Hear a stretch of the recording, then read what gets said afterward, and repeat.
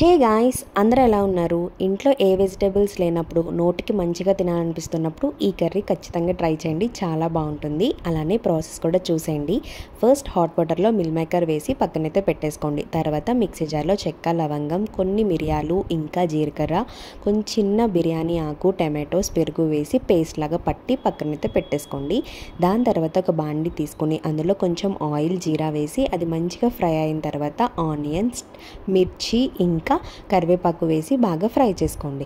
ఇది కొంచెం రెడ్డిష్ కలర్లో వచ్చిన తర్వాత దానిలోనే పసుపు, ఉప్పు, కారం కూడా యాడ్ చేసేసుకోండి. ఇది కొంచెం దగ్గరికి అయిన తర్వాత దాంట్లోనే మనం ఆల్రెడీ పేస్ట్ చేసి పెట్టుకున్నాం కదా, అది కూడా యాడ్ చేసేసుకోండి. టమాటో పచ్చిదనం పోయేలాగా కొంచెం దగ్గరికి మగ్గనివ్వాలి దీన్ని.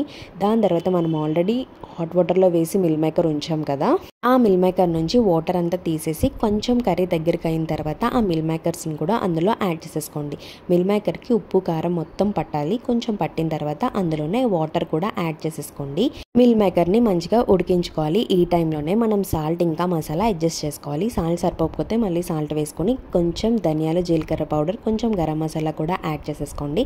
ఇందులోనే కొంచెం పుదీనా ఇంకా కొత్తిమీర కూడా వేసి గార్నిష్ చేసుకోండి. చపాతీలో కానీ రైస్లో కానీ ఈ కర్రీ అయితే చాలా బాగుంటుంది. మీరు కూడా ట్రై చేసి కమెంట్ చేయండి. అలానే వీడియో నచ్చితే లైక్ చేసి ఛానల్ కూడా సబ్స్క్రైబ్ చేసుకోండి.